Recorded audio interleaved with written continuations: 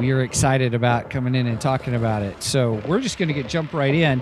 One of the things, you've got these books. We just did this and thought it would be good to do on the air for everybody. So this is all to our Ko-fi subscribers, which we really appreciate you so much. Before I forget that, so we're not doing the normal. Hi, I'm Steven with your nerdery, and Mike with your murdery. No, I'm just kidding. That's for our you good get friends. the wrong podcast. That's right, by golly. So one of the things when you're doing Flight from the Dark, I got my book here. We're going to get ready to do this. But when you do this, if you save your page, that's what I love about having these two little markers. My black marker is for the dice roll thing, and then the yellow is specifically for where we were last at. But it's always nice to remember, what do we have for our, how shall I say, our specific, I'm gonna take down the music down a little bit. What do we have specifically for our, what's in our bag? What do we got? What are the Kai skills that we got? Or just walk down the list of kind of what we've got. Okay, so I'll go through our Kai disciplines. We have weapon skill and sword +1, Okay. +2. WS. What is WS? I wrote WS after. We have healing, we have hunting, we have sixth sense, mind blast +2 combat skill, Kai shield +2 combat, Okay. and we have a special item which is a red and gold Kai sun face. And then in our backpack we have a Kai sleep crystal. Okay. We have 1 meal. Okay. And in our pouch, we have 10 gold crowns, a coil of rope, and a dagger. Okay. Any special items we've got? Yes, we do have. I got to turn the page over. A Kai gold key. Okay. And So I'm trying to remember, the Kai gold key will get us into certain places or something, right? Yeah. So everybody, if you haven't played the Lone Wolf game books, you will have certain special items you'll come across, and tell you put it in your special items. And nice, thank you. Make sure you put it. You've got to keep track of it, because sometimes those come to play in a later book. So that does happen. I do got to play the next book. The Fire on the Water. Yes. Flight from the Dark is the first one. Fire on the Water is next. So yeah. All right. So we're getting ready to go. So we're going to change the screen, everybody. So where you get to see me really big. No, I'm just kidding. I'm going to change it over to the book itself, because I do read the book.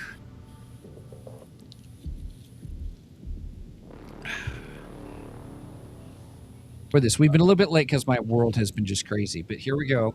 You can tell it's still got my green screen, because his outfit's green. Wish I could see. You can see behind it our two geeks thing.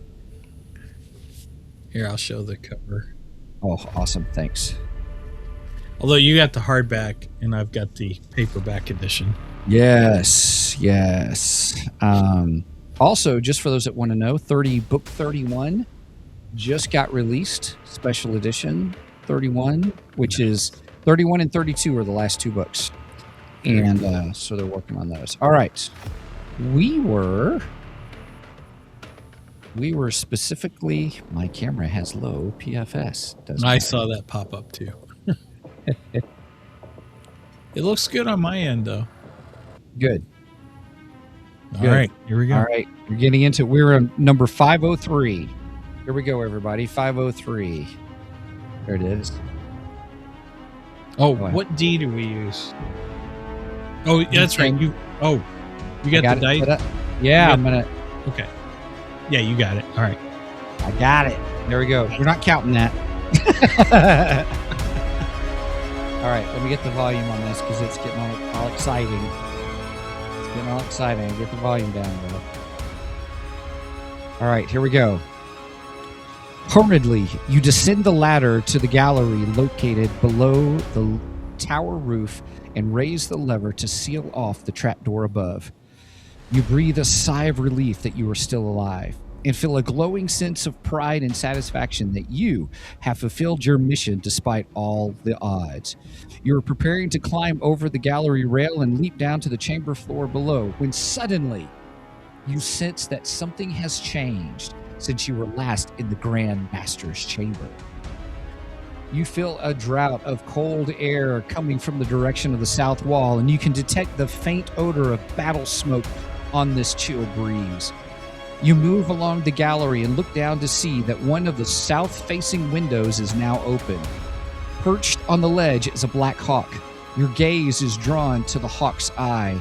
It is glimmering like a pool of fathomless black water. The eye blinks, and a swirl of images begin to invade your mind. You see glimpses of the deadly battle raging in the training park below. The devastation is shocking to behold, and only a few of your masters and Kai comrades remain alive. The images swirl once more, making you feel dizzy and lightheaded, and you are forced to grip the rail tightly to prevent yourself from collapsing to the gallery floor. Once more, the swirling shapes come back into focus, and now your mind is filled with the sights and sounds of the battle raging on the ground. Your pulse races, and you grasp for breath when suddenly you realize that these images are what these images are. They are a view of the battle as seen through the eyes of your Grand Master. Braveblade is surrounded now by a closing circle of Dracharum and Gaiax, several ranks deep. You see his sword blade flashing in slow motion, striking at the advancing enemy with devastating effect, killing several with each blow. He cuts through the relentless press of their bodies. But you sense also that he is greatly outnumbered, and his strength is finally waning in the face of such impossible odds. Go to the vault, Silent Wolf. Braveblade's words are like a soft whisper in your ear. Escape from here. All is lost. Save yourself. Reach Homeguard and tell King Ulnar. May Kai and Ashir preserve you. The images fade in your head, begins as your head begins to clear, and if you are awakening from a nightmare. The Black Hawk screeches loudly. It leaves its perch on the narrow window ledge and flies away towards the southeast, on a bearing running parallel to the crystal beacon's orange beam of light. Then you hear the sound of a triumphant enemy cheer rising up from the training park. Here's the picture, everybody. There you see his. So you're looking from his eyes, and you're looking at the Gaiax in the Dracharum. It says here, Grandmaster Braveblade is surrounded now by closing circle of Dracharum and Gaiax. Wah, wah, wah. Okay, then you hear a sound of triumphant enemy cheer rising up from the training park below, and your heart sinks with the chilling realization that, at last, they have defeated Braveblade. And the courageous Braveblade. Sorry, I was trying to fix my book. Sorry. They defeated Braveblade and the courageous few who fought by his side to the bitter end. A feeling of outrage wells up from deep within you. With cat-like grace, you vault the gallery's rail and land easily on the tiled floor below. Then you rush to the open window and look down. The battle is finally over. The grounds of the monastery are littered with the bodies of the dead and the dying, and teeming with the cheering ranks of the now victorious enemy. Then suddenly their cheering fades, and an angry cry echoes around the monastery's breached and burning walls. From the center of the training park battleground, a hooded figure unleashes from its outstretched palm a ball of scarlet fire that arcs upwards towards your window. There's a sudden flash, and a wave of scorched air flings you backwards to the ground. Pick a number from the random number table. If the number you have chosen is 0 to 4, turn to page 234. If the number is 5 to 9, turn to page 64. Okay, everybody, here we go. We're gonna let me make that. We're gonna roll this bad boy. One. Mother trucker. All right, 0 to 1, page to 234. So I'm going to 234, everybody. Here we go. Well, at least it's not a combat. Well, that's true too. Unless it's like you dead. Well, God, true. Start all over. We're already how many hours into this? 2.5 hours, I think. Something like that. It's well, kinda we like might be more because I think that first episode we went like 2 hours. So like Yeah. 3.5. Yeah. All right, here we go. 234. Here it is, everybody. The searing flash of the missile's fiery blast burns the exposed flesh on your face and hands. Lose 3 endurance points. Oh, But good news is don't forget we have healing. So every paragraph that we move that we're not in combat, we get a endurance point back. Now you see why I wanted us to have healing. yes, yes. I totally agree with that. All right. Where does that put us on our hit points? 27. 27? Okay. Yeah. We started with 30. Okay. The books and manuscripts on the shelves nearest to the window are immediately ignited by the heat. They burst into flame and give off thick clouds of black smoke that will quickly fill this chamber. You pull yourself to your feet and make a hurried escape by way of the stairs. Turn to page 453. All right, give us an endurance point. Okay. Trembling. Here we go. There you go. You can see it. Trembling with shock, you run headlong down the stairs and make your way to the grand hall of the Kai on the ground floor level. Its formidable great door is being pounded by enemy who are trying to batter their way into the tower. The great... Oops. Well, I can't turn the page, everybody. Sorry. The great timbers are creaking and splintering under their determined blows. Mindful of the psychic message that Grandmaster Braveblade conveyed to you just moments before his death, you approach the small door located between the wide stone staircase. You are sure that this must be the way down to the vault. Once more, you twist the door's polished gold handle and push against it, but to no avail. The door is still firmly locked.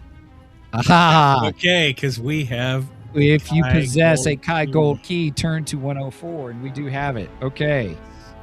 Nice. Whew. I'm glad we did the review at the beginning. Okay, so that's another point that we get back again.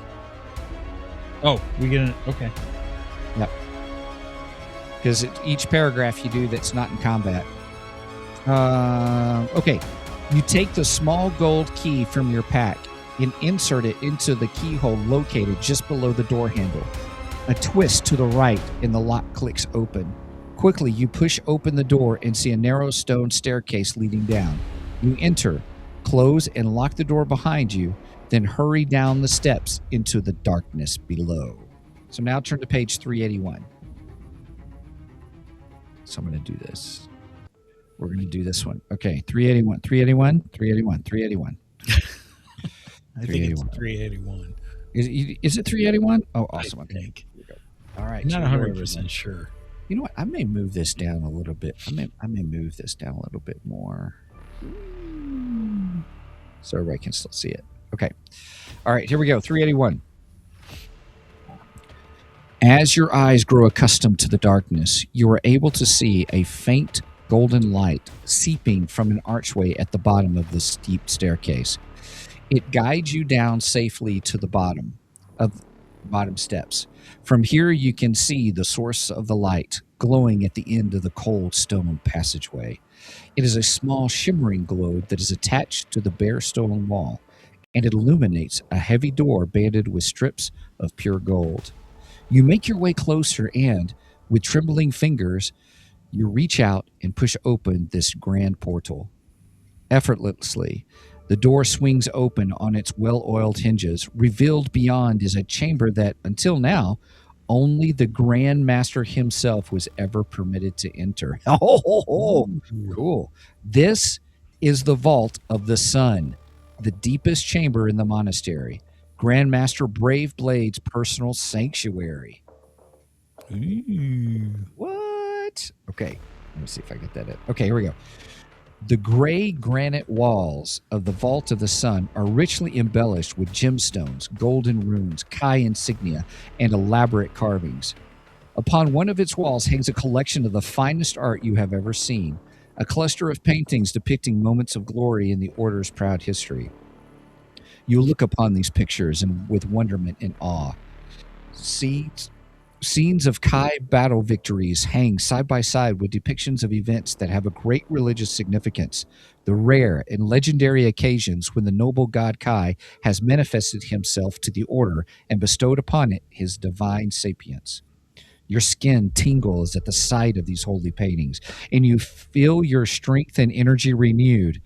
Yeah, you may restore up to 5 endurance points due to the healing power that these artworks transmit when looked upon by a member of the order. Well, hey, can we take one with us so that we always have it? Sorry. All right. Lying on the grand table before the wall of paintings are some of the items that catch your eye. Lamp Spur. This will restore 4 endurance points when swallowed after combat. There is enough for one dose. A Lether Potion of Strength. This will increase your combat skill by 2 points for the duration of one fight only if swallowed. One fight only if swallowed before that fight. There is enough for one dose. Then there's a dagger, double-bladed axe, broadsword, warhammer, short sword, and spear. But I think we already have. We have a dagger. We have a dagger, and we already have a short sword or a sword, right? Because that's what our skill or weapon skill is. Yes. So we have a sword and we have a dagger. Oh! I missed this. These weapons are beautifully made and perfectly weighted. You may choose to take and use a maximum of 2. Each weapon will add +1 to your combat skill when used in combat. So these are very nice swords. So does our short sword and dagger already have a modifier on it or not? Just by itself? Our sword has a +1 already. And then we also have a +2. But I don't remember what the +2 is because of our combat skill. Okay. I'm sure that's our dagger doesn't have. Okay, so we'll switch out our dagger for this other weighted dagger. So just add a +1 to it. All right. Done. You want to get the lamp spur? The lamp spur? Keep saying that lamp. Gives us more endurance. Yeah, after a battle we can drink it and beef up 4 endurance points if need be. Okay.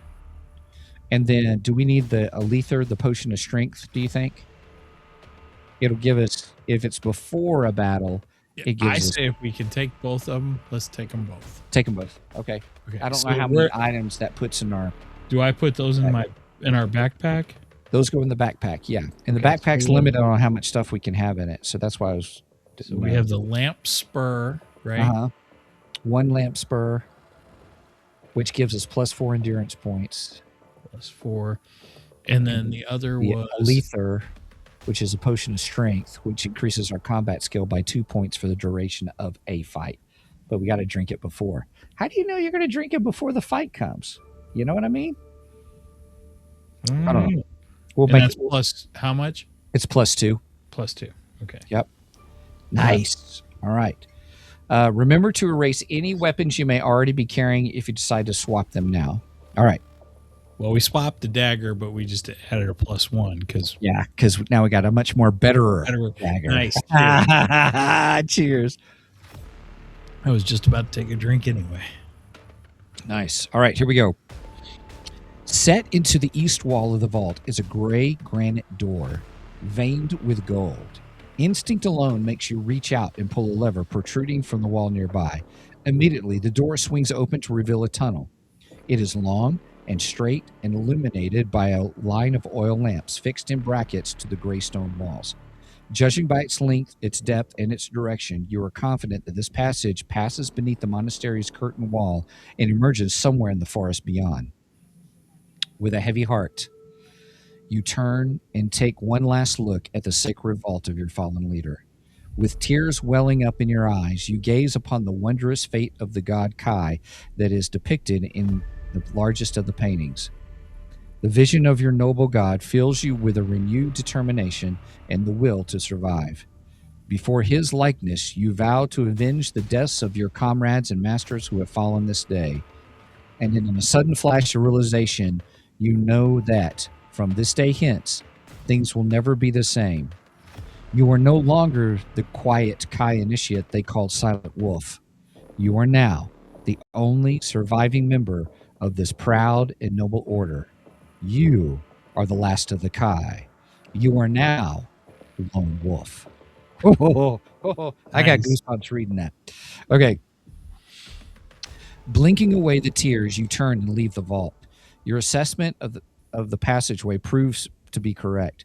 After several hundred yards, the granite floor gradually ascends until you arrive at another stone door, but one that is rough hewn, like a surface of a boulder. You press a lever, and the boulder-like door slides aside to reveal a tangle of pine trees. Pine trees and bushes. Dawn has now fully broken, and the weak sunlight is streaming through the canopy of branches overhead. You leave the tunnel, and the door glides back into position. You look around and make a careful mental note of this location, for the secret entrance is perfectly camouflaged and very hard to detect. You know that you must make haste, for it is not safe to linger so close to the burning monastery. Cran and Zlanblees are circling overhead, and you can see the Gaiax patrols are searching nearby. You resolve to set out for Holmgard. King Olnar, alerted by the beacon, will be mustering the army in readiness to halt the enemy's invasion, but he is unaware that the whole elite of the Kai, save yourself, have been slaughtered. Without the Kai to lead the regiments of the Somnolling army, your country is now at the mercy of its ancient enemies, the Dark Lords of Helgadath. Silently, you bid a final farewell to your fallen kin and renew your vow that their deaths will be avenged. Then you leave the tunnel entrance and follow a narrow track away into the forest. After a few hundred yards, this track splits in two. If you possess the Kai discipline of Sixth Sense and wish to use it, turn to 198. We do If you do have not- sense. Okay, cool. All right. Or if you do not possess the Kai discipline or you choose not to use it, you can follow the left fork, or you can take the right fork at 419. So we have it. We want to use it. I say we use it. Heck yeah. Okay, cool. What section is that? We're going to 198 now. Yeah, I wanted to write that down because I haven't written Yeah. any sections Yeah. down. Oh no. Okay. The one we just did was 381, Okay. and so that was a big one. And so now we're going to 198 because we have Sixth Sense and stuff. Is what we're going to do. Okay. Well, that's what we're going to do. By golly. I like to try to keep track of the sections if I can. Oh, it's a smart idea. Yeah.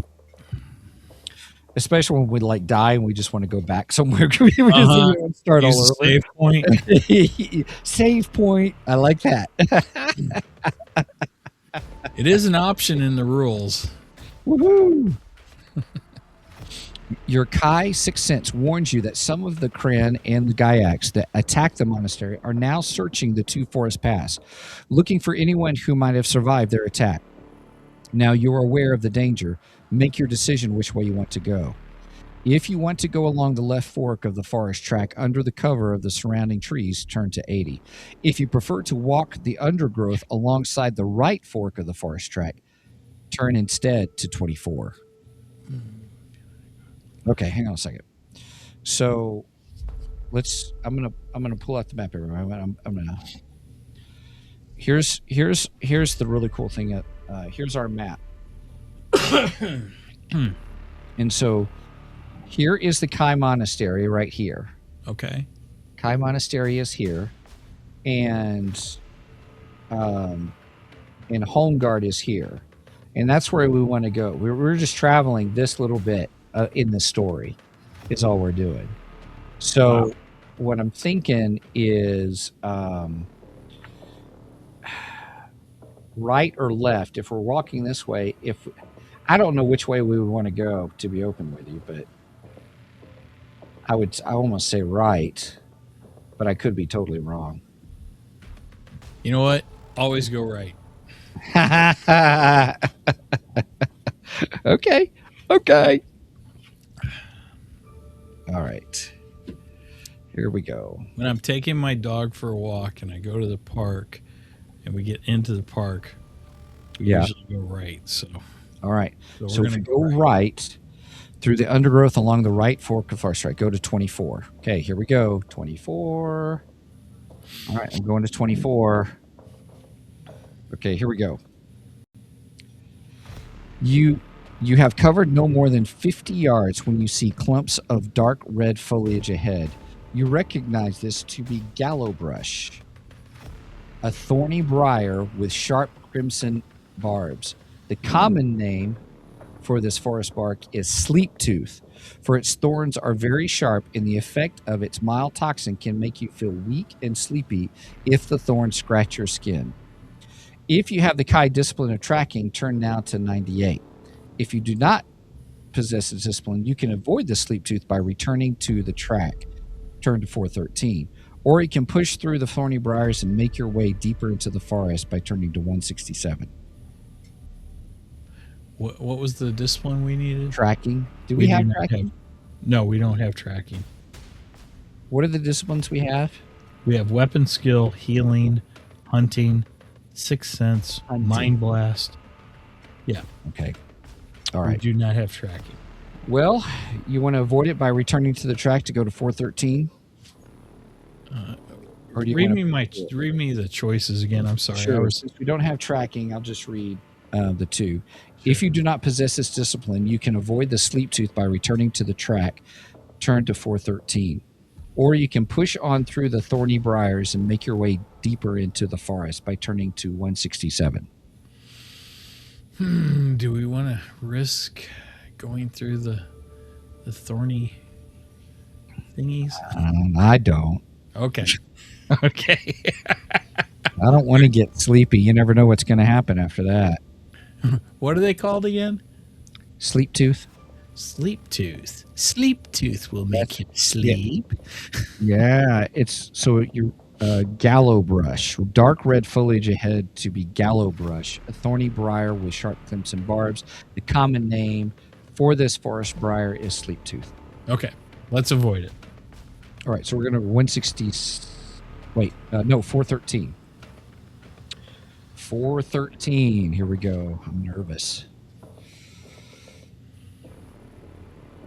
You're dead. No, I'm just kidding.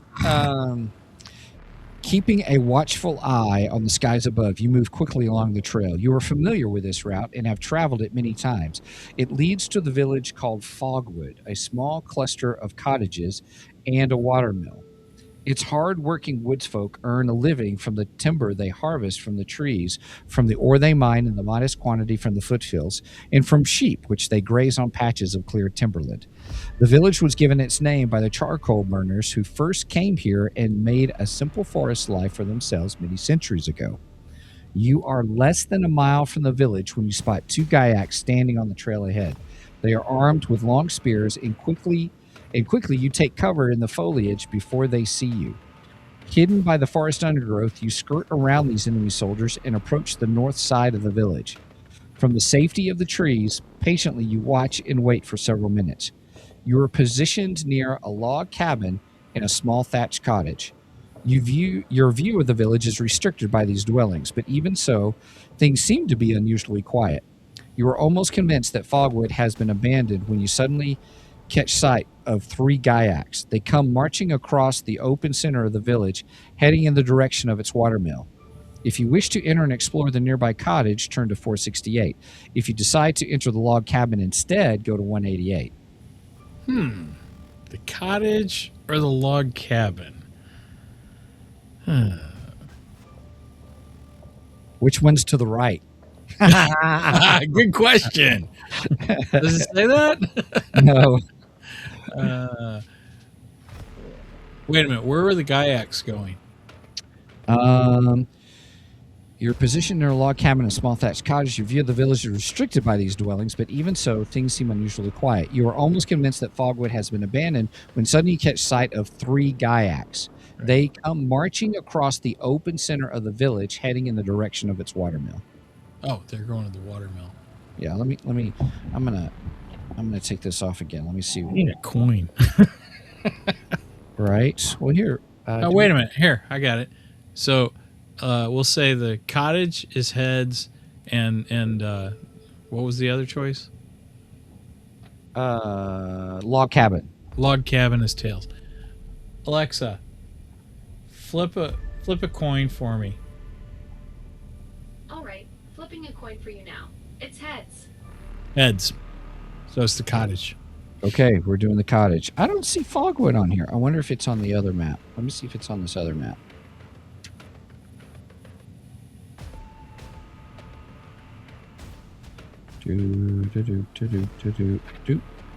Okay. Home guard. Here's the monastery.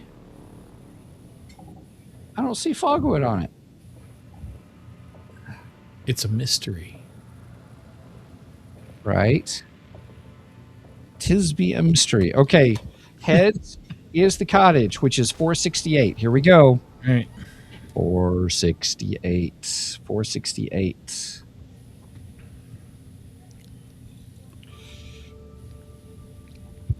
Quietly, you push open the side door to this thatched cottage.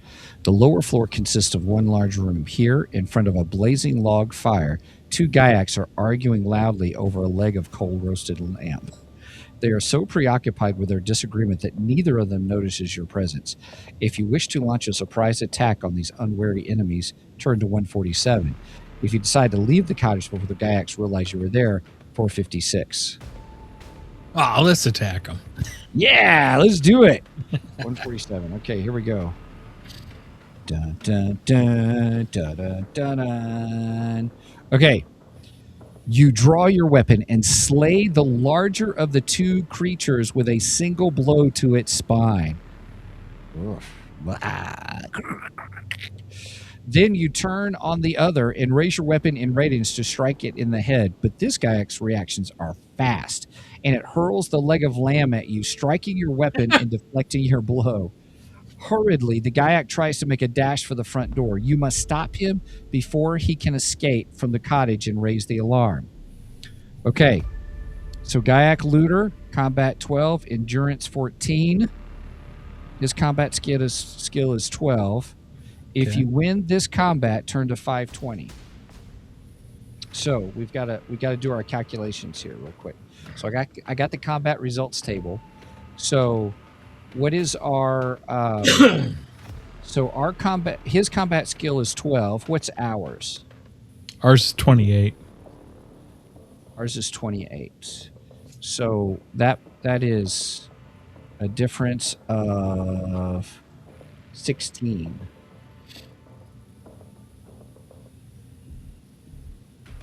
So that's 11 or greater. So now we're on this. Okay, that's pretty sweet because now we're on this one. Wow. Really? What? Yeah. Our combat skill is what? Our combat skill. Oh, our combat skill is 13. Sorry. Now that's 13, but then we get to add those multipliers, which are the blade itself is +1. It is our combat skill, so that's another 2. Right. So that's 16. Okay, anything else? I don't think so. So 16, that puts it at +4. So we are +4 above them. Okay, here we go. You ready? Yeah. All right, here we go. I'm going to roll the dice. Egads. Oh, here, I'll clear that one. Oh, wait. Here we What was go. their endurance points? Their endurance points is 14. 14. Got it. Yep, here we go. I'm rolling. And there we go. 10. Holy guacamole, Batman. So we're +4. Ouch. 10. 10. That's all the way up here. We're doing 10. The enemy takes 16 hit points and we take 0. He's dead. He's dead, Jim. Dead, Jim. Dead, Jim. Dead. Nice. One swing. We lopped off his head. I love lopping. Do we get to eat the lamb?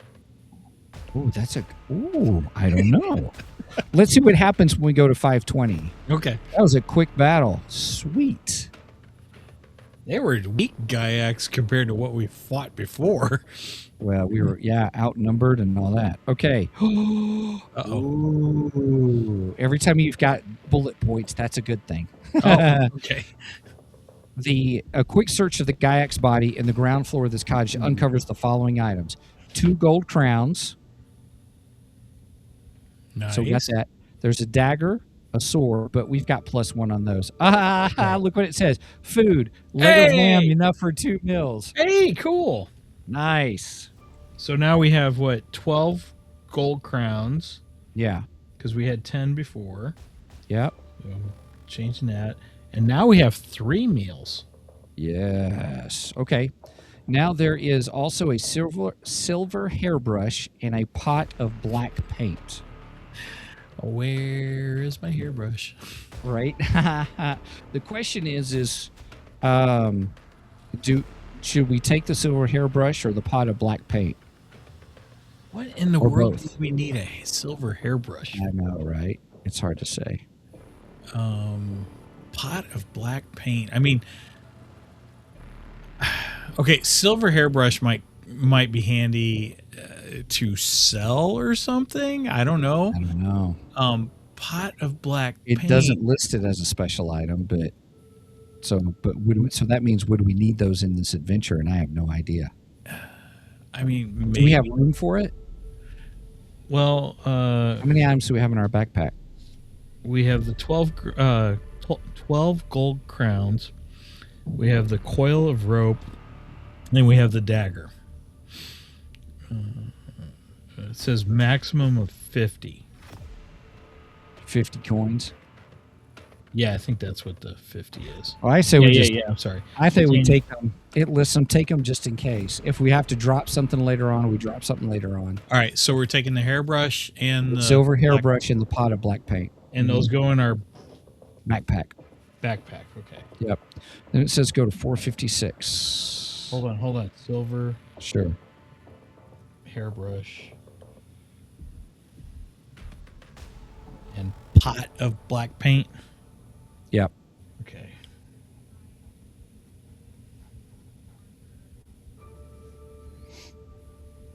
Sorry, I wanted to make sure I got those wrote down. And where are we going? 456. 456. Got it. All right. You make your way around the dwellings on the northern perimeter of Fogwood until you come to a 2-story cottage which stands opposite the village meeting hall. The rear door to this room is open. It creaks softly to and fro with the early morning breeze. You enter and discover that this dwelling has 2 rooms on the ground floor. One is a kitchen, and the other is a larger living area. In here is a stone fireplace with a log fire and a tall cupboard which stands in the corner. Several other pieces of furniture lie overturned and scattered around the floor. If you wish to search this room more thoroughly, turn to 297. If you decide to leave the cottage and investigate the village hall, turn instead to 230. I say we keep looking. What do you say? Sure. All right, 297. 290. Maybe we'll find some more gold crowns. Right? You said 297? 297. Okay. Got it. All right, 297. Here we go. Oh, this is a big long page. Okay, here we go. Hiding in the cupboard, you discovered a frightened boy. He is only a couple of years younger than yourself. He is greatly relieved when he sees your Kai cloak and clasp, and excitedly he asks you when the Kai will attack. He's expecting the order to come and free his village from the Gaiacs sometime later this morning. Boy, do Heavy we have heart- bad news for him. Yeah, right? Wah, wah. With heavy heart, you tell him the dreadful news that the monastery is now in ruins and that you are the only survivor. The young boy is saddened by your words, and he too has some dire news to impart. He Uh-oh. tells you that his name is Tralar, and that Fogwood was attacked from the air shortly after dawn. Gaiac raiders captured the village while most of its inhabitants were still sleeping. More than half of them have already been taken away by Cran to an unknown destination, and the few who still remain are being kept under guard in the village hall. They are kidnapping us, says the boy, and they are also mean to destroy our village. He takes an iron key from his pocket and hands it to you. Woo-hoo-hoo. Mark this on your action chart as a special item, which you will keep in your pocket. You do not need to use one of your backpack item spaces in this instance. He tells you that his father is Uldor the blacksmith, and the key will unlock the door to his father's shop. Somewhere inside the shop, you will find an iron cog. He says that it's about the size of a dinner plate. Tralar urges you to find the cog and take it to the watermill over the west side of the village. The Gaiacs have sabotaged the watermill's paddle wheel. They have also blocked the narrow channel through which the Fogwood stream, the village's sole source of fresh water, flows through the mill. Because of these actions, the stream's heavy spring thaw the thaw water cannot escape and is now rising swiftly. If the mill is not repaired and the Gaiac Dam not torn down, in just a few hours, the whole of Fogwood will be submerged under floodwater. You pledge to Tralar that you will do your best to prevent his village from being flooded and destroyed. The young boy is much heartened by your promise and regards you with great respect. He offers to help you, but you insist that he stay hidden here in the cupboard while you make your way alone to his father's shop. Okay, just for the record, I've never done this. This is new to me, Ah, cool. so I'm excited. Okay, 50. All right. 50, 50, 50, 50. Turning to page 50. 50. 50. Okay, here we go. Cautiously, you make your way through the village, following the signpost to the blacksmith's shop, where you'll use the iron key to open its locked door.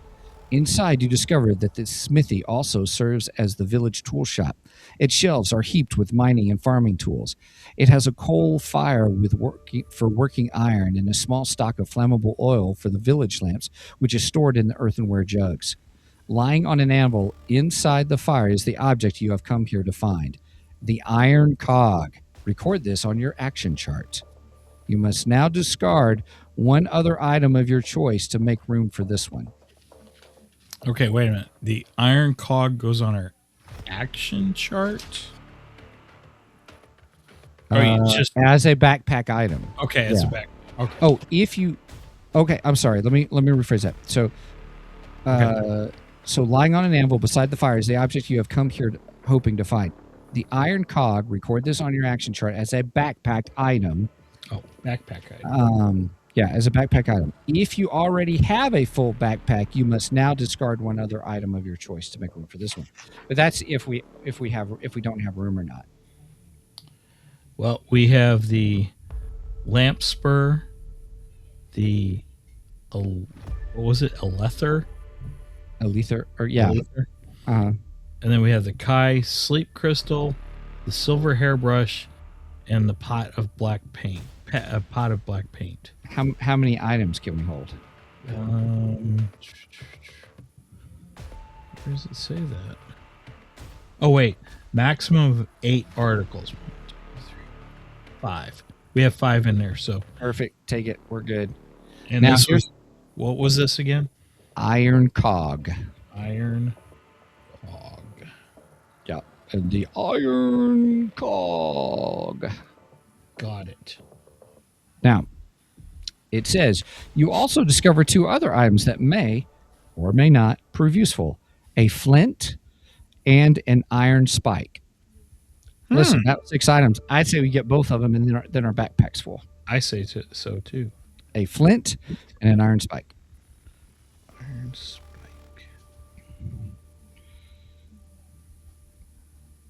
We might be able to use the iron spike against a Gaiac. We shall see. Okay.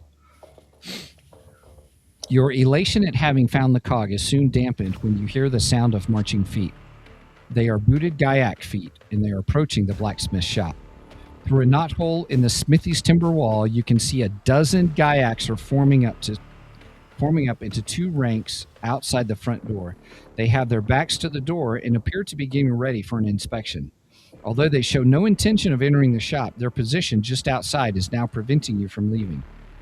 As the minutes tick by, you become even more anxious to leave this place and carry out the promise you made earlier.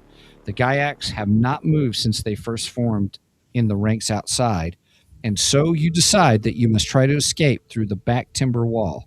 There are many tools here which can be used to make a hole, but none of them can do the job silently. Fearful that the slightest noise Fearful that the slightest noise will alert the Gaiacs to your presence, you decide that some kind of diversion is required. A bold plan begins to take shape in your mind. It is one that will directly distract the Gaiacs, but it could also backfire on you if it were to go wrong. You take one of the earthenware jugs of oil and pour its contents out onto the floor all around the front door. Then you select a large axe from the tool shelf and prop it against the back wall.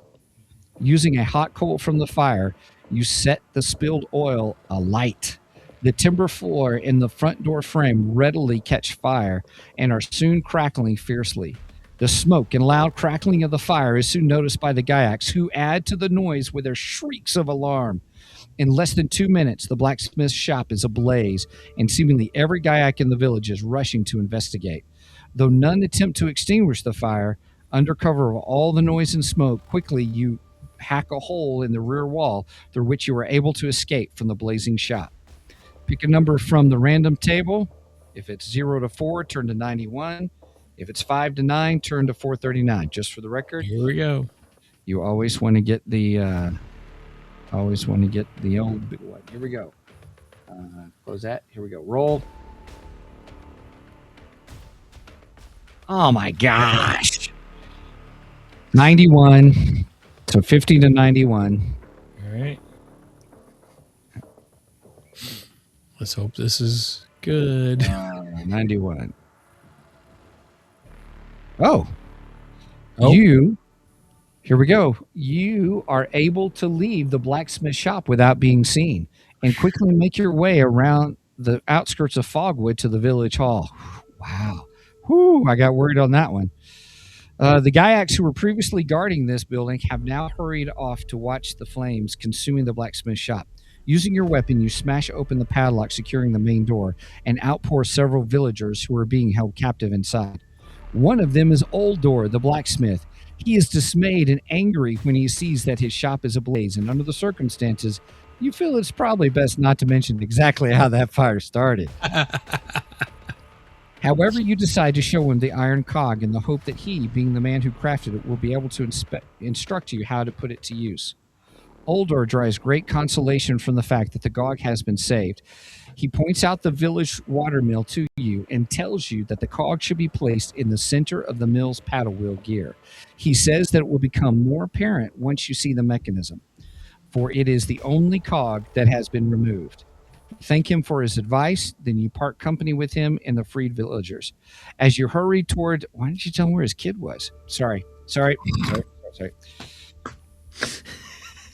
As you hurry away towards the watermill on the west side of Fogwood, Oldor and the others go in search of some weapons with which to arm themselves for an attack on the Gaiacs, who are now watching gleefully as the blacksmith's shop burns to the ground. Turn to 305. Here we go. 1, 2, page 305. I'm going to get there and hope I'm alive. Let's see, 305. Almost there. Okay, here we go, guys. Okay. 305. You make your approach toward the watermill as stealthily as you are able, darting from cover to cover in case the enemy has posted lookouts inside the mill's tall tower. You reach the base of the mill unseen, but only to discover that the door is firmly locked. After exploring all around the base of the mill, you are able to gain entry by means of a ladder up to an open loading portal in the building's upper rear section. Drawing your weapon as a precaution, you step through the portal and find yourself standing in the middle of a flight of wooden stairs. At the bottom of the stairs, in the grinding room of the mill, are 4 Gaiacs. They are coated from head to foot with white flour that is spilled out from the canvas sacks that they are tearing open with their bare claws. Behind where these enemies are standing, you can see the gear mechanism which controls the mill's paddle wheel. Just as Oldor told you, the proper location for the iron cog is plainly obvious. You will need to drop it on the spindle positioned in the center of the other larger cogwheels. You are hiding in the shadows of the staircase to avoid being seen by the flour-coated Gaiacs, when suddenly you're gripped by a desperate need to sneeze. You struggle to suppress the need, but to no avail. Alerted to your presence by the sound, the Gaiacs snatch up their discarded weapons and begin ascending the stairs. Gaiacs, combat skill 14, endurance 18. You cannot evade this attack and must fight these enemies to the death. Okay. So they are at 14. What did we say ours was with all our modifiers? 16. So that is plus 2. So that's plus 2. Okay, and their endurance is 18. Okay, here we go, everybody. Oh, God. This is section 305, right? Yes, we're in 305. Yeah, Okay. Here we go. We're +2 because we're fighting multiple enemies, but here we go. Roll. 9. Nice. Okay, so here we go. 9. Enemy takes 12 hit points, and we take 0. Holy cow, we took out... There was how many of them? I thought you said 4. 4 that were flower-coated. Let me double-check. Drawing your... Yeah, 4 Gaiacs. The Mill Vandals. Holy cow, we took... You got to figure, we took out almost 3 out of 4. Well, we did. We took out 3 out of 4 in one attack. You think of it that way. So now, because now there's only 4 hit points left, or 4 endurance points left. And we roll again, and let's see how we do. We roll again. On high numbers. 6. Not bad. 6 plus 2. Ooh, enemy takes 9 hit points, so that wears them out. But we also take 2 hit points. Okay. Or endurance points, excuse me. I better use the right term. So we're 26. So now we're 26. Yeah. Got it. All right, we won. We Yay! are the champions. Actually, we haven't finished it yet. Not yet. 254. 254. All right. You roll aside the last of the 4 dead Gaiacs with the toe of your boot and hurry across the floor of the mill house to where the paddle wheel gear mechanism is located. Retrieving the iron cog from your backpack, you set it carefully in the center of the larger cogs. As its toothed edge engages, the paddle wheel comes alive and slowly begins to turn. You're about to look out of the mill window to check to see if the floodwater has started to recede, when suddenly there's a tremendous banging on the door. Tog, tog, shrieks an angry Gaiac voice. Koganin Ogat, howls another. A moment later, a heavy axe blade splinters straight through the wooden door and tears away one of its 2 iron hinges. One more blow like that, and the door will be shattered to pieces. If you wish to prepare yourself to fight the Gaiacs who are now smashing their way through the door, turn to 79. If you decide to search for another way to escape from the mill house before it's too late, turn to 439. We should probably prepare to fight, don't you think? Prepare to fight. This is probably a good time to take that Alether. Now, I erased the iron cog because we used it, right? Correct. It has been used, so you take it off. Yes. And what section are we going to now? 79. We're going to 79. fight. Fight, fight, fight, fight. Fight.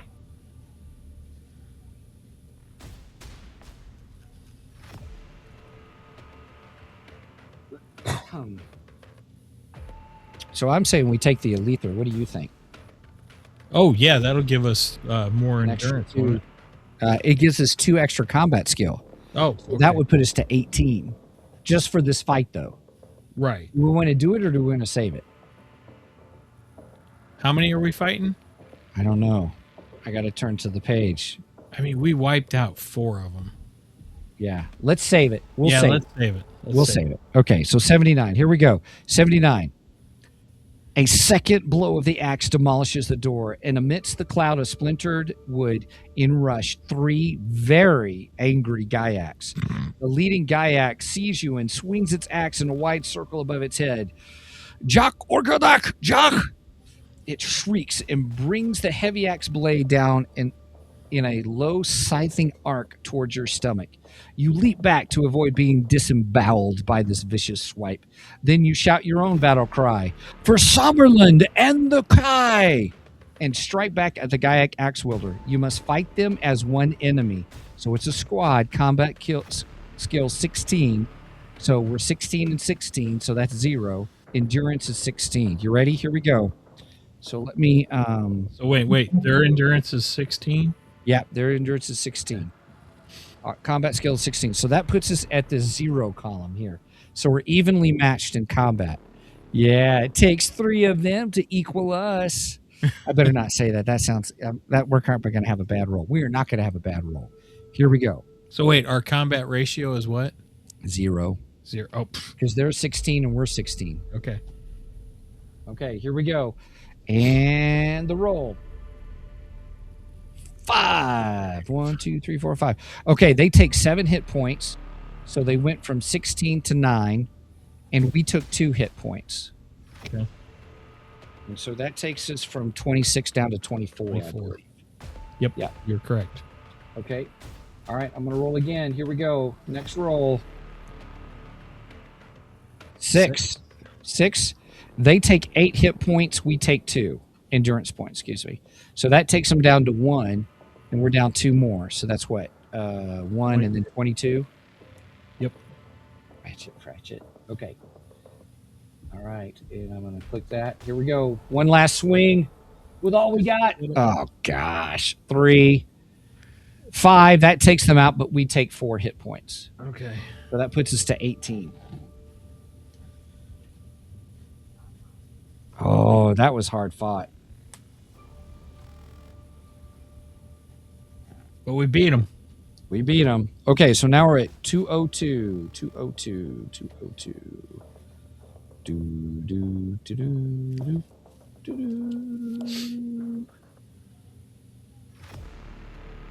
Okay. 202.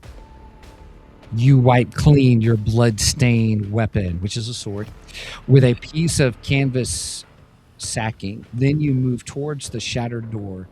You are intending to rejoin the villagers and help them in their fight to take back Fogwood from the Gaiac invaders. But when you look outside, you see 6 more Gaiacs running towards the Broken Wheel house door. Mother Holy trucker. shnikes. Right? To try to leave by this way just now could be suicidal. You back away from the doorway and go in search of some other means by which you can escape this place. At the rear of the mill house, you discover something which offers you some hope and a trap door in the floor. Quickly, you pull it open to descend a short flight of dusty stone steps, pausing for just a few moments to tug the door shut above your head. As it thumps back in the floor, you hear the angry Gaiacs come rushing into the mill. You descend the steps to the bottom and then hurry along a dark and narrow tunnel. The walls are soon streaming with moisture, and the floor is ankle deep with icy cold water. Fortunately, this water does not get any deeper, and after a few hundred yards, you come to another flight of stone steps leading up to a second trapdoor. This portal is different from the one that you closed behind you when you fled from the mill house. It is made entirely of bronze and is many centuries old. You must put your shoulder to this heavy portal and push with all your strength to get it to rise. But as soon as the seal of damp earth, which is keeping it shut, is broken, you are able to push this ancient trap door open with ease. It hinges back to reveal the early morning sky. You climb through the opening and emerge in the middle of the waterlogged field close to the banks of the Fogwood stream. Less than 15 minutes ago, this land was submerged under a foot of water, but now that the watermill's paddle is turning again, the flooding is receding fast. To your right, you can see that the haphazard mound of boulders that the Gaiacs had placed at the head of the stream channel has collapsed inwards.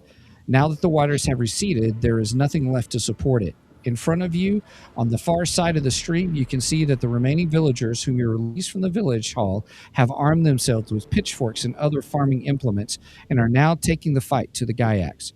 Led by Oldor the blacksmith, they are clearing them from their cottages and fighting successfully to recapture the watermill. It lifts your spirits to see these simple Sumlending foresters fighting so valiantly to protect their home from Dark-led Zagarna's invading forces. Confident that they will prevail, you salute their courage and then make your way across the boulders of the collapsed dam to the forest trail which lies beyond. To continue, turn to 528. Okay, nice. That was a good short little bunch there. Thank goodness we didn't have to fight all of them. Right. So now we go to 528. Now at this point, we need to add we're doing a paragraph, so we get to add a point back to our. Okay. So thing. that puts us at 19. All right. You follow the forest trail away from Fogwood for nearly an hour until you come to a small clearing ringed by thorny briars. On the trunk of the fallen tree sits a jet black raven. The bird stares at you with one cold, black, unblinking eye. You call to it, but immediately it takes to the air and flies away. After the hard battle you have just fought in the village of Fogwood, you are feeling hungry and must now eat a meal or lose 3 endurance points. Now, technically, we have whatchamacallit? We have hunting. We have hunting, yeah. So, But we also have 3 meals, so. yeah. So we have hunting, so yeah. You can eat. Can you eat a meal at any time, and then take what the hit points are for the meal? Let me see. I don't know. I don't know. That's a good question. You can tell I changed the music.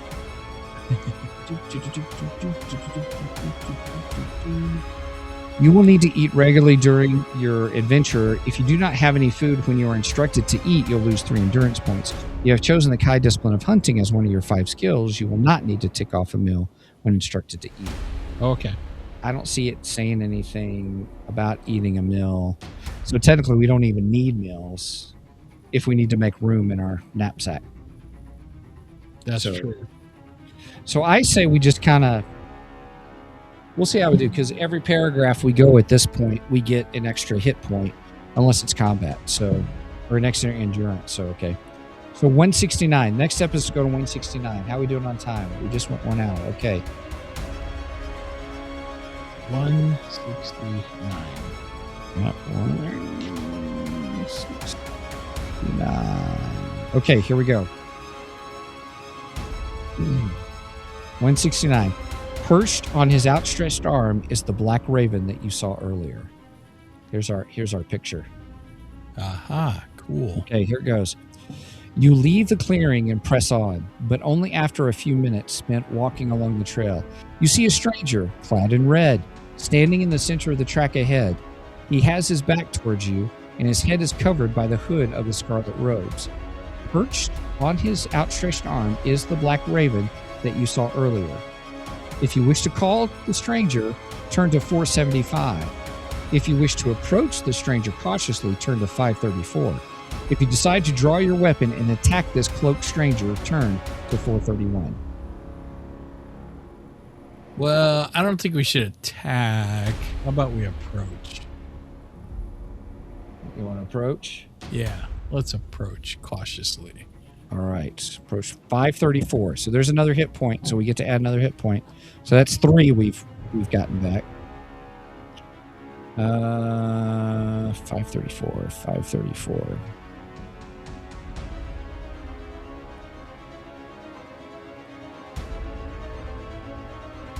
Right, you ready? Yep. Big battle. All right, turn that down a little. Okay, here we go. You have taken less than 10 paces forward when the raven squawks a warning to the stranger. Turning to face you, the robed creature utters a piercing screech that freezes your blood and knots your stomach with fear. This is no human. It is a Vordak, a lieutenant of Dark Lord Zagarna, one of the walking undead. Oh, crap. All right, here we go. Its piercing scream fills your ears as this fell creature withdraws a black mace from inside its robe and raises it above its head. Frozen stiff with horror, you can feel the Vordak is also attacking you with its powerful psychic energies. Vordak, combat skill is 18, endurance is 26. Oh my goodness. Unless you possess the Kai discipline of Mind Shield, deduct 2 points from your combat skill for the duration of this fight. This creature is immune to Mind Blast. If you win this combat, turn to 171.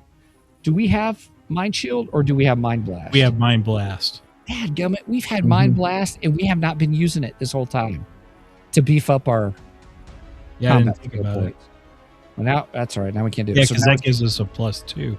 when we use it that. would have, yeah, but we can't use it. So now we're Right. back to 16, but we got to do 2 because he's doing Mind Blast. And so that puts us from 16 to 14, which puts us at -4, and his endurance is 26.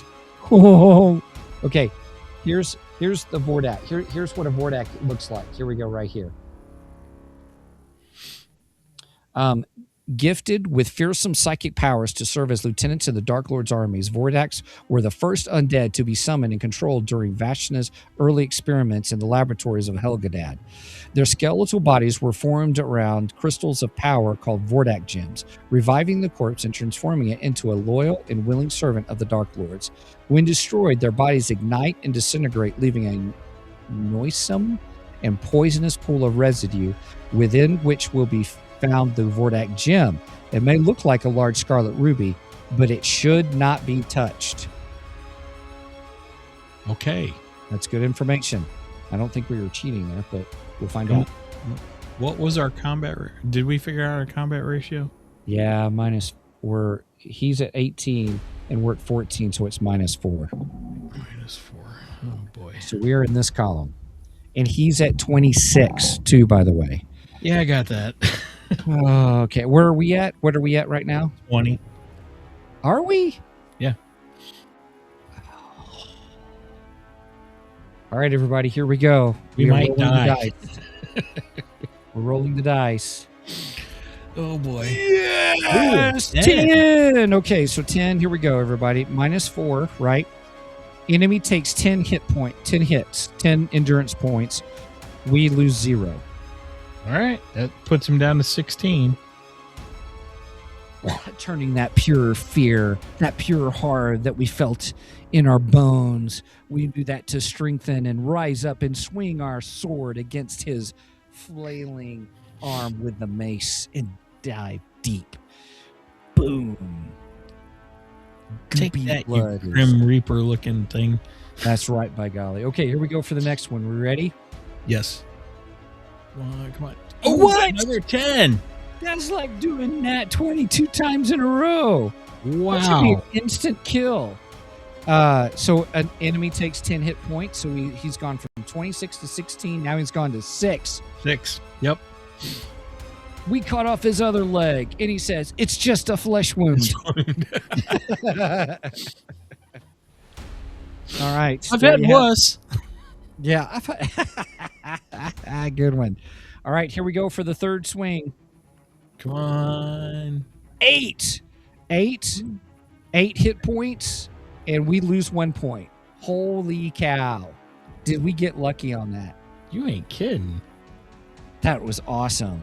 Then we Wow. chop off his head. See, I do that with all the bad guys. Chop off their head for the last move.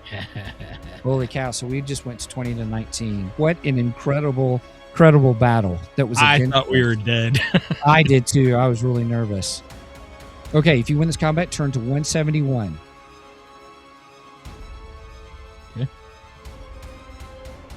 Okay, 171. Oh, back to 169, 171. Okay.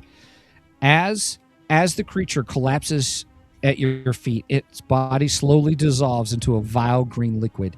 The grass and the plants around this spreading pool of smoking, bubbling fluid are beginning to shrivel up and die.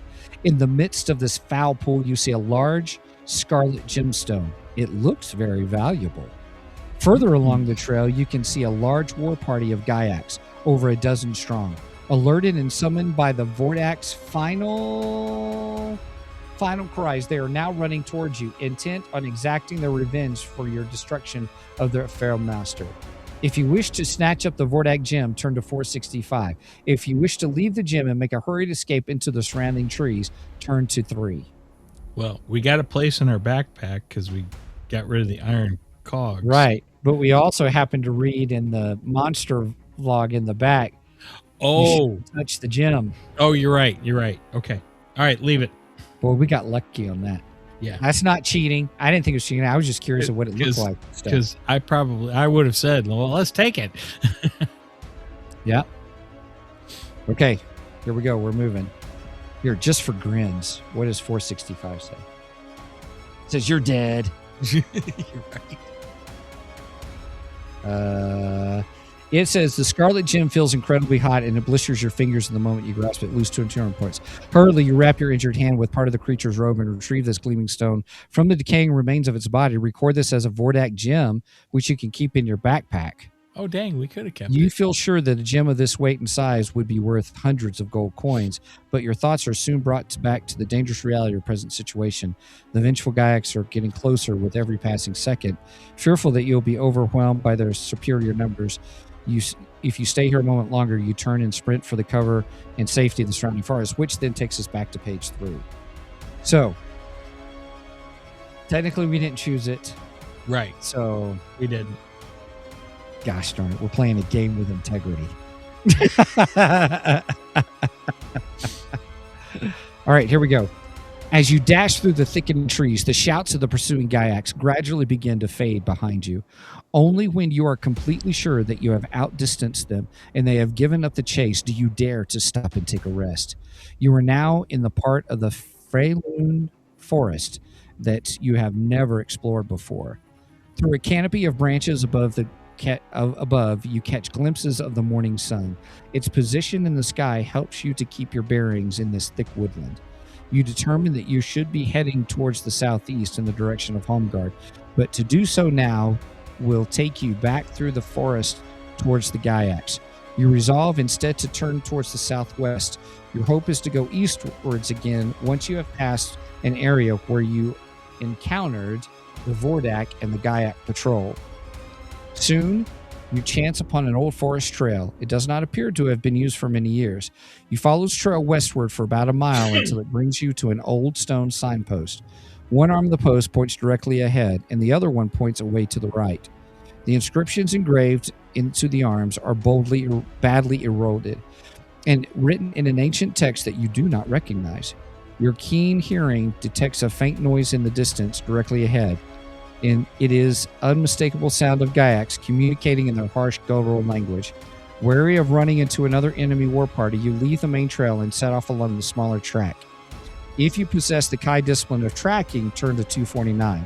If you do not possess this skill, turn to 368. We don't have tracking. We have Okay. hunting. So that should have you been each paragraph. We need to don't forget to add an endurance point. So that's two for sure that we've done. All right, 368. We're coming up to our end point here too, or our timing point. Yeah. 368. Okay, here we go. Whew. You follow this ancient track as it ascends through the hilly timberland. After a mile or so, you find yourself approaching a clearing. You stop at the edge of the track where it exists from the tree line and scan the landscape beyond. On the far side of the clearing, you see the mouth of a tunnel which disappears into the side of a steep wooded hillside. Around the tunnel entrance are a set of massive granite blocks engraved with ancient carvings and symbols. You try to fathom their meaning, but to no avail. If only I had paid more attention during Master Starfire's history lessons, you murmur to yourself. A flicker of movement in the darkness of the tunnel makes you crouch down and hide in the undergrowth. Moments later, 2 Gaiacs emerge from the tunnel. They stop outside and look up at the sky, as if they are waiting impatiently for someone or something to arrive by air. They leave the entrance and come marching toward the track. Holding your breath, you wait until they have passed by and disappeared. It is too risky now for you to go back along the track, and the only way forward from here is to enter the tunnel. From the surrounding hillside is far too steep to climb. If this tunnel passes through the hills, then it may reduce your journey time to the capital. With this hope in mind, you leave your hiding place and make a cautious approach to the tunnel's unwelcome entrance. Turn to 112. So we're going to 112, so there's another hit point or endurance point we get to add. Okay, It's 22. cool. All right, 112.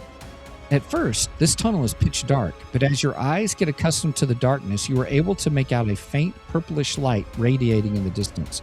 Guided by this dim light, you follow the tunnel and arrive at a massive subterranean hall.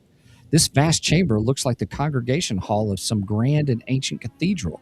The huge vaulted ceiling arches to a point high above, and every granite surface is carved with runes and arcane sigils.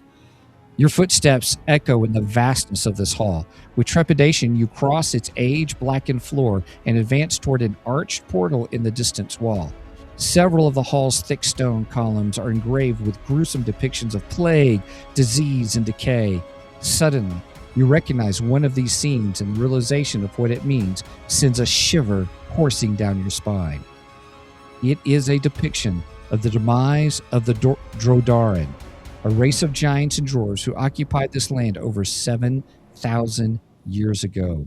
They were decimated during the time of the Great Plague, a terrible pestilence that was cultivated and released among them deliberately by an evil race of druids known as the Cerners. The engraving seems to be celebrating the fall of the Drodarin, and it is this aspect which chills you the most.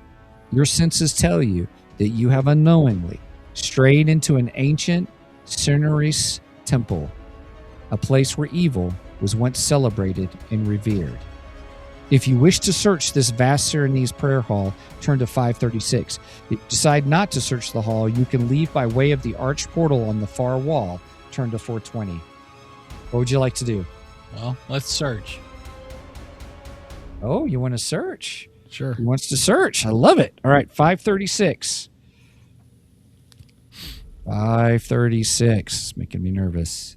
End of the book. That's 535. 536. Here we go. 536, right? 536. Yep. 36. The Great Hall is devoid of furniture and fixtures, but your eye is drawn towards a panel in one of the tall granite columns. Its surface has several horizontal scratches, which appear to have been made recently. Oh, did you add another hit point to us? Oh, I forgot to remind you. Sorry about that. 23. Its surface has several horizontal scratches, which appear to have been made recently. Closer examination reveals that the panel is loose and can be slid open. Inside, you discover a shelf containing a small ceramic bottle. You twist open its stone stopper and carefully sniff its contents. Immediately, you recoil from the caustic stench that assails your nostrils. It has a pungent, oily smell, and on contact with the air, its liquid contents begin to fizz and give off wisps of gray-green smoke. Quickly, you replace the stopper. You recognize the strong smell and realize that this small bottle is an ancient fire flask, a crude but effective incendiary. When the oil is exposed to air, it will react with oxygen and burst into flames in just a few seconds. Record this bottle on your action chart as a fire flask. If you're already carrying the maximum number of backpack items allowed, you must discard one of them to make room for this bottle.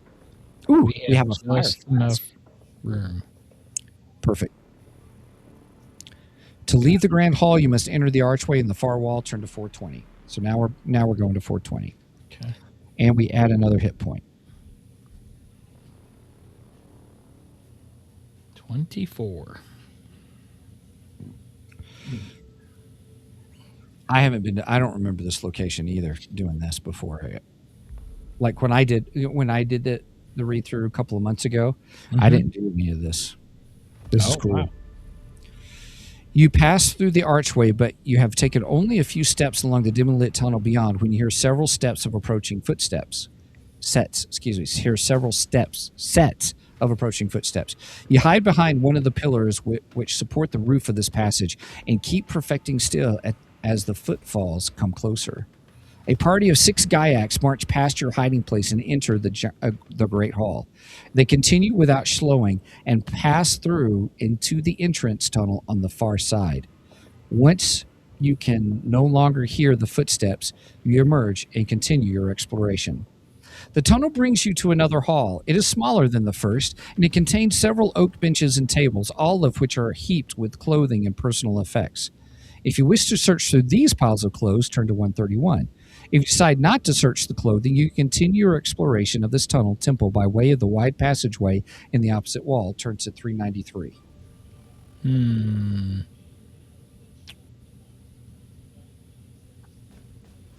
Let's keep going. You want to keep going? We'll keep going. 393. 393. You're dead. No, I'm just kidding. Okay. I always get nervous when it's a small paragraph.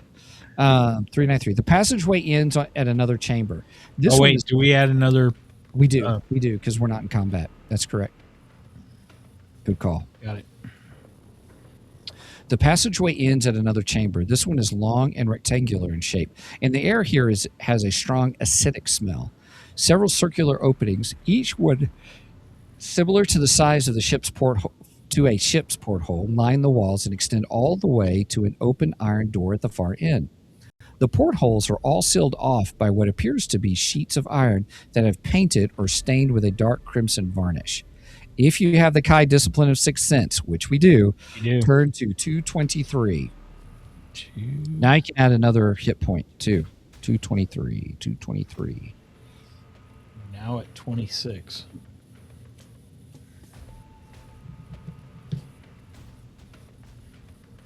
Oh boy. Your Kai Sixth Sense reveals the true purpose of the sinister chamber, and for the first time since you entered this ancient subterranean temple, you come to realize the true horror of what is going on here. Uh-oh. The previous hall contained the clothing and personal effects of some London villagers who were kidnapped during the early hours of the invasion and brought here against their will. Stripped of their clothing and possessions, they were locked in this chamber and murdered in some gruesome fashion. The smell you detect is the vapor residue of a strong acid. This was pumped into the chamber through the circular vents in the walls. The poor, unfortunate victims who found themselves trapped in here were dissolved alive by the acid, and then their liquefied remains were sucked away through the same vents. The faint sound of bubbling fluids and hissing, pressurized air makes you suspect that the Cerners must have a laboratory located somewhere close to this dreadful chamber. The liquefied human remains extracted from this hall are being used in the cultivation of a plague virus. And from what little you can remember being taught about the evil Cerners, or Ceners, I keep saying Cerners somewhere, you suspect that they must now be in league with Dark Lord Zagarna. Your feelings of anger and revulsion to what has taken place here are transformed into fear and dread when suddenly the passage by which you entered is sealed off by a sheet of heavy iron which falls from the ceiling with a loud crash. At the far end of the chamber, the crimson door is starting to close. Terrified by the thought of suffering the same fate as the innocents killed here earlier today, you sprint headlong towards the closing door in a desperate bid to escape from this chamber before it is too late. As you run across the slippery floor, you can feel it beginning to vibrate and undulate. It is making it increasingly difficult for you to maintain your footing. Run, Forrest, run.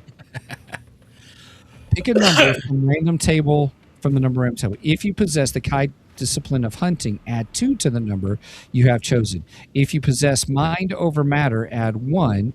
If your current endurance points are 20 or more, add another 1. If your current endurance points are 10 or less, deduct 1. So we can add 1 to the number because we don't have mind over matter. Or no, we have hunting too. We have hunting. That's 2. So we can add 3. Okay. Right. Oh, good. Okay, so here we go. I'm going to clear that because that was our last battle. So here we go. I'm rolling. So wait, this is section 233. This is section 223. Oh, 23. 223. And who is the enemy? It's not. It's just telling us this is what's happening is it looks like they're going to seal the door and you're going to get trapped inside and get dead. Oh. Deaded. So we rolled a 2, but thank goodness we had the discipline of hunting, which added 2, so that's 4, plus we're over 20 hit points, so that gives us 5. So now we get to turn to 522. Okay. So go into 522. Okay. You reach the closing door and dive headlong through the narrowing gap, barely seconds before the heavy portal grinds completely shut. With a dreadful finality, concealed boats slide into position, locking and sealing the door with a series of dull metallic clangs. For a few minutes, you lie flat on the cold stone floor, gasping for breath, your mind reeling with the thoughts of what might have befallen you had not escaped in time from that sinister chamber. Then, gradually, your racing heartbeat returns to normal, and you sit up to take stock of your new surroundings. You are in a corridor of rough-hewn stone, which is illuminated by a line of torches fixed in iron brackets to the walls. In the distance, you see another hall. It is oval in shape, and its floor descends by a series of stepped tiers to a sunken pit at its center. Above the pit, there are several stout wooden posts and pillars which hangs like stalactites from the ceiling above. You approach the hall with caution, pausing in the shadows between the flickering torches as you go. When you are near to the hall's entrance arch, you can see that the gallery with a stone parapet runs all the way around its upper section. The wooden posts and pillars are draped with heavy chains and iron manacles. Judging by the number of bloodstains, both on the posts and on the pit floor, you suspect that this hall was recently used as a torture chamber. There are 3 exits from this oval-shaped hall. 2 of them are close to the entrance, leading away to your left and right. The third exit is located directly opposite on the far side of the hall, beyond the pit and the wooden posts. If you wish to explore the exit to your left, turn to 421. If you choose to explore the exit to your right, turn to 347. If you decide to cross the chamber and explore the exit located in the far wall, turn to 32. Well, What do we say? Let's go to the right. Go to the right. All right, 347. Here we go. So we add another hit point at this point. Okay. 347. We're at 27 now. What's our max? Our max is 26, though, isn't it? No, our max is 30. Okay. We're at 27. Okay, cool. Yeah, thank you. 347. 347. Keep reading paragraphs so we can get up to full. Yep. Okay, here we go. 347. You follow a well-lit corridor to the top of a flight of stone steps that descends to a large circular chamber. The walls of this round room are lined with bookshelves containing hundreds of tomes and furled parchments. In the middle of the chamber, there is a large pool filled with a smoky-colored liquid.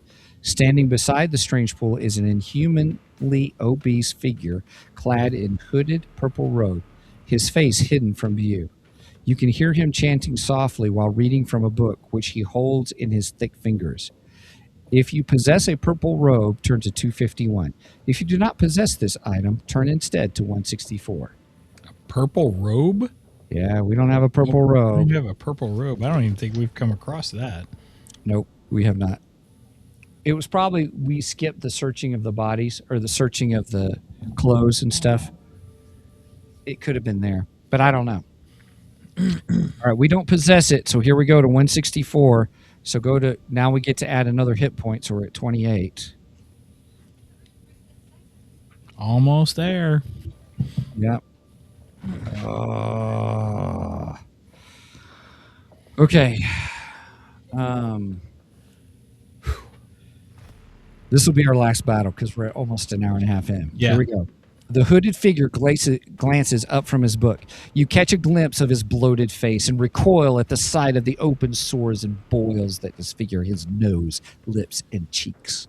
The man's sickly yellow eyes open wide with shock and sudden fury when he sees you standing at the entrance to his private library. He curses you vilely and pulls a handful of silvery powder from a pocket of his robe. You unsheath your weapon and advance towards him, determined to strike him down before he can throw the powder at you. But instead of casting the powder in your direction, as you're expecting, he hurls it into the smoky pool. Instantly, the surface is transforming into a seething, bubbling black froth. The hooded man retreats from the pool, chanting the words of a Cinere's spell of summoning as he stumbles backwards. 3 skeletal creatures arise from the frothing mass of black bubbles. Your pulse races when you see the empty black-eyed sockets in their skulls suddenly ignite with the bright scarlet flames. The hooded figure spits out a sorcerous command, and the skeleton creatures clamber out of the pool. They extend their bony hands towards you, and from the tips of their fleshless fingers emerge curved, knife-like slivers of razor-sharp crystal. Okay, the Cerner skeletons. Okay, I got that down. All right, combat skill 17, endurance 12. These creatures are immune 2 Mind Blast. Okay. Okay. Wah, wah, wah, wah, wah, wah, wah. Okay, so that puts us at what? -1? -1, I believe. For combat ratio. Yeah, Right, 1 minus -1. So here we go. So -1. Gonna clear. Here we go for the battle, We're everybody. at 28 on endurance points. Okay, we're 28. They're 12. Okay, here we go. We can do this. 9. Nice. Dun. Enemy takes 10 hit points, so we just took out 2 of the 3 skeleton Nice. figures. Boink, boink. Kind of reminds me of looking like at the old Jason and the Argonauts movie. I love You know that. what I mean? Yeah. We didn't take any hit points. Okay, yay. All right, let's do our second. Here's our second one. So they got 2 hit points left, or 2 endurance points This left. should be easy. 2. You spoke too soon. No, I'm just kidding. So 2, they took 3 points. We took that out, but we took 5 points. Ooh. That puts us at 23. Okay, we're at But 20. they are dead. Dead. All right, if you But win, technically they were dead anyway. They're skeletons. right. So now we go to 196. 196. Okay. Okay, so you want to stop there? Yeah, I think this is where we need to stop. All right, we're stopping, everybody. Whoo! Wow. Dang. We had lots of battles tonight, too. We did have lots of battles tonight. That was nice. I mean, we had Nice. 1, 2, 3, 4, 5 battles tonight. That was pretty cool. Most of them were Gaiacs, and then we had the Vordak, and then the Senar skeletons. Yes. And Lots yes, of that did kind of make me think of Jason and the Argonauts also. Yeah. Good times. Good times. That was All good. right. Cool. That was good. Well, everybody, there you have it. There is part 3. Obviously, we're going to part 4. I have not been in this section, so this part That's exciting. it is because I haven't done this, so I'm like, wow, that's some cool stuff right there.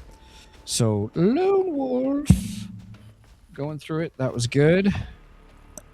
That was pretty awesome. Yes. That was good. It is a fun game. I like this. This is- Yeah. Didn't you say you were thinking about writing your own? Oh, you mean like this? Oh, Yeah. I don't know if I could do that, man. Gosh, all the thinking it would take to be able to go from, take you from this page to that page. I don't know. That'd be hard, right?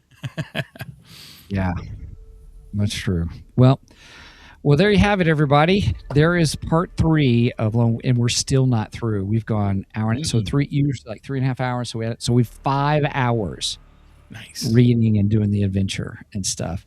Now it's a big book. Don't get me wrong. I think Fire in the Water is half that size.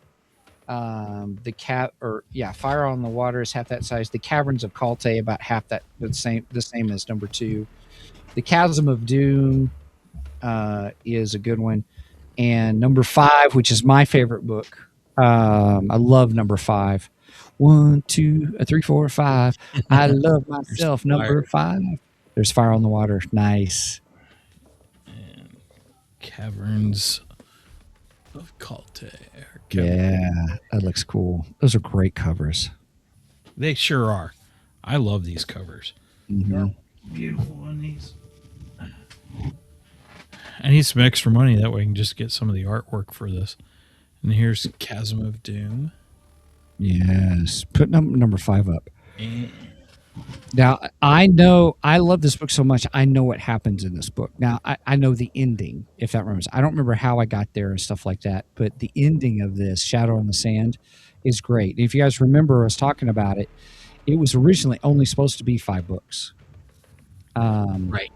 And not that it really ends, but there's an incredible ending to it. But it sets now. But they did such a good job of in the next series that happens after this, which is the Magna Chi.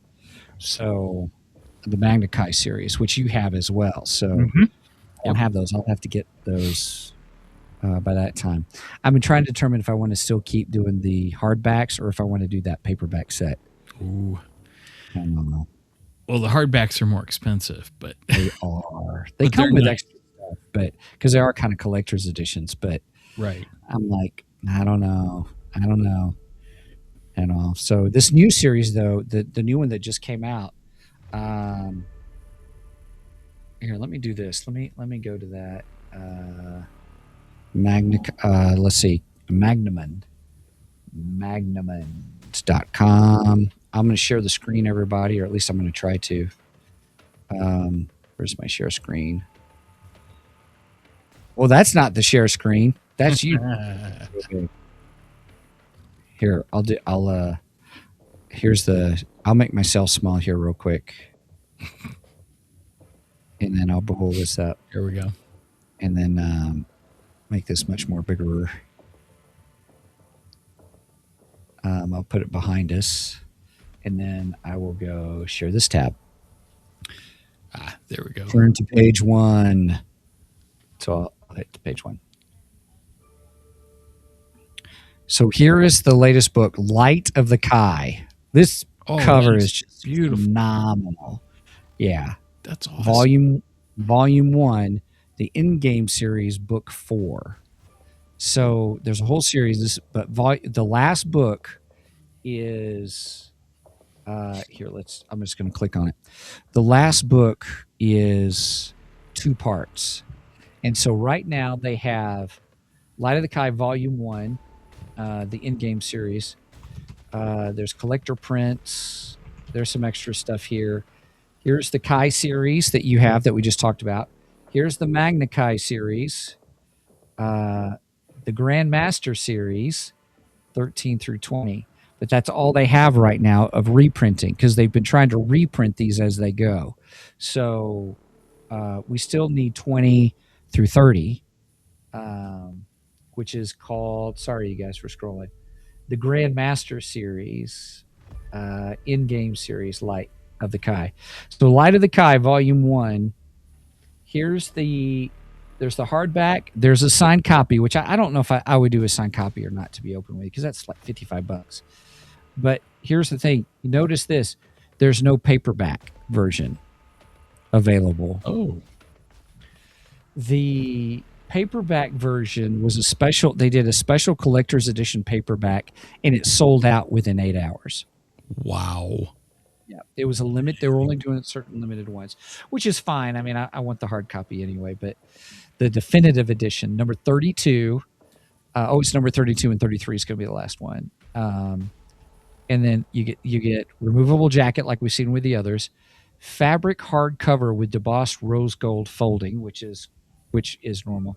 2 marker ribbons, which I have, illustrations featuring the Magnum archives packed with 30 pages of supplemental lore. So that's the nice thing about these is you can get that supplemental stuff. So there's that, there's the back, and there's what it looks like. So That's pretty cool. it is cool. So I figured they'll probably have those for a while. But like the Curse of Nar is $35, but it's number 20. So we still need 21, 22, 23, 24, 25, 26, 27, 28, 29, 30, and 31. Oh, So, yeah, which they don't have yet. So, but they still have. That's the hardback. I don't see where there's a paperback of these. So, but anyway, very cool stuff, everybody. Just go to magnamund.com and it'll take you to these items. And we are reading currently Flight from the Dark. yes. And so yeah, I did get a signed copy of number 1 and number 5, but the other ones I didn't. I got those for Christmas actually, so it was kind of exciting. But there's all kinds of different things you can get. Yeah, I'm looking at the art. Yeah, there's the dice. Yeah, a postcard set, bookmark set, mugs, T-shirts, that kind of stuff. Yeah, there's some pretty cool stuff. Yeah, yeah. Wall art. It'd be kind of cool to have too. Yeah. Wall art. Which pictures do you want? Oh my goodness, some of these are beautiful. Oh, they are. I wonder if there's any on these on display. Oh, I'll bet Display doesn't have these. I bet you they don't. Display. I'm sure these are probably exclusive to this site. Yeah. But yeah, I would love to get some of that wall art. That's beautiful. Lone Wolf Joe Dever. Oh, are you going on Display? I am. We'll go, I'm willing to bet they don't have it. looks like Lone Wolf Joe Dever is a rare find. So in other words, we ain't got it. Right. Because if I do Lone Wolf, it'll probably bring up that Magna stuff. Oh, here, let me go to share this tab instead. Whoa, that's cool. Yeah. Huh. Okay. So that's Hey, there's Lone some cool stuff in there though. I like Yeah. wolves, so Nice. Yeah. There's always some really cool stuff in Display. Ooh, that was kind of cool. I like that one. Let's see if I add Joe Dever. I say Joe Dever. Joe Dever. That would be a negative Ghost Rider. nice. That is not it. So anyway, I'll stop sharing. Good stuff. Good stuff, everybody. Well, that was fun. That was good. Gosh, can you believe we've had 3 full sessions, hour and a half sessions? I know, it's crazy, man. I tell you what, though, we spent half of our time in that whole in the Kai Monastery, which that is not in the original first book. The first book, the original. You're right. It's not. Because I went through the first. Well, it's not in the paperback. Oh, it's not? No, I don't think so. There's some stuff in the hardback. It's not in the paperback. Because, for instance, what's the highest section in the hardback? It was like 500 something. Right, Let me and see. the highest section in the paperback. 550.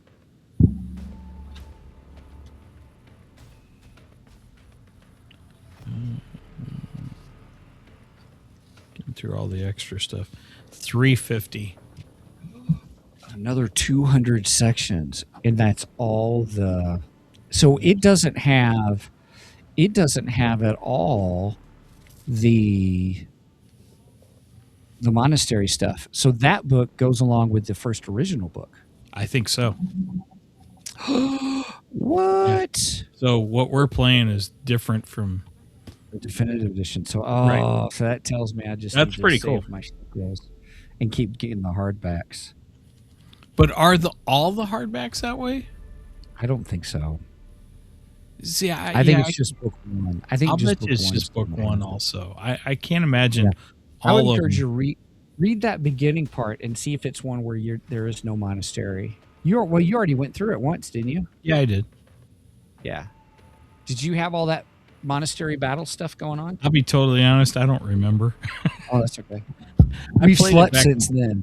I played it back in January, so it's like, yeah, I don't remember, Yeah. but there is a lot more in the hardback than there is in the paperback. Yep. A Okay. whole lot more. So All right. I do need to Well, play. we'll wrap it up. Yeah, it's good stuff. Bless you. There's that sneeze I was hoping I'd have right at the part where we were in the mill. You sneezed and stuff. Well, this was fun. This was good. This was good. So I would say, yeah, I don't think the rest of the books are. I think the hardbacks are the same as the paperbacks, really. So except for maybe the extra lore that you get with them, but that's good. That one's worth it, though. I think that hardback was good. I'm glad we're going through it together. Well, Me, if man, you me. if you look at the books on the website, it says extended definitive edition. Okay. So it is, yeah. And let's see. So the hardback is extended, but not the paperback. Right. Well, But I don't see the paperback available. well, I got my paperbacks on Amazon, so Nice. Nice. I got a special deal where I got a bundle of them. So, Yeah. well, I don't Sweet. know, because if you look at, so I'm looking at Fire on the Water, and number 2 definitive edition hardback, but it doesn't say extended. Okay. So that first one says extended. So maybe, yeah, I'm thinking that's the only one that has extra. Gotcha. Extra to the story, I should say. Yeah. I Well, mean, it cost me a chunk, but I was like, I've been a fan for years, and I'm so excited that they're doing this, and I want to be supportive. yeah, And sure. what the crazy thing is, so you get it signed and numbered. So I paid for that one. And what's so funny, everybody, there's the signature, but here's the funny thing. It's not numbered. It's supposed to have a gold number because they only made 350 of these, but mine's not numbered, That is so funny that it's not numbered. right? That just means it's worth more. I'm kidding. It doesn't matter. We're enjoying it, and that's the whole point. Yeah, that's true. That's true. Yeah, I don't see any of these other than the first one that says extended. Extended. Okay. Yeah. So really, what it has extra over the paperback probably is the cover, the jacket, the sleeve, whatever, the jacket that has a map on the inside of it. It has an archive section for extra lore. Fabric hardback with DeBoss gold foiling, and 2 markers. So you're paying extra for those. Right. So it just depends, but here, let me see. Let's go to Amazon. Amazon. I want to see how much it is on Amazon. A hiccup. Lone Wolf. Joe Dever. Here we go. Oh yeah, you can get books 1 through 12 for $75. That's a pretty good deal. Are they available? Yes, Okay. 1 through 12 is. Because remember, I accidentally bought 6 through 12, thinking Yes. I bought 1 through 5. Yeah, And so then- 6 through 12 is you can get it for $38.78. That's a good deal, actually. Yeah, and I'll probably do that. I probably will do that just because of price, because that's the cost of one hardback. And then Hardback is $42. I went and ordered book 1, I think 1 and 2 from Barnes and Noble. And then Brenda got me books 3, 4, and 5 Okay. for my birthday or something, Yeah. I think. I don't remember now. Yeah. Or no, it was Valentine's Day. That's what it was. Okay. Yeah, I'm gonna add. It's in stock. Arrives 1 day before Father's Day. Nice. What? Or for the set? For the set, it's $38. When one would cost you what, $15? Oh. It's 6. Yeah, 6, 7, 8, 9, 10, 11, 12. That's a good deal. Yeah. It's a good deal to get them. If you can get it in the bundle, it's nice. Yeah, I think I'll do that. I won't do it now. I don't have the money to do it now, but I understand that. right. All right. Yay! Well, That was good. Flight from Dark episode Yep. 3. It was great. All right, everybody. Well, we're saying good night, goodbye. Thank you so much for hanging out with us for this extended one. I hope you guys are enjoying the book as we are, and it encourages you to go through these adventures yourself. And if you like it, if you want us to do more of them, we're more than happy to do that because we're having a good time with it. It'll take us a while, but It's a great adventure. It's a great adventure. It's a lot of fun. Yeah. Yes, correctamundo. All right, everybody. Thanks so much for joining us. Thank you for being a subscriber to Ko-fi. This is a Ko-fi exclusive. But then after a month or two, we put it on YouTube. So seeing if that gets us an extra traction too. But we wanted to give it to you guys first and just really appreciate it. All right. Thank you guys. Hope you have a wonderful, wonderful evening. Mike, anything else?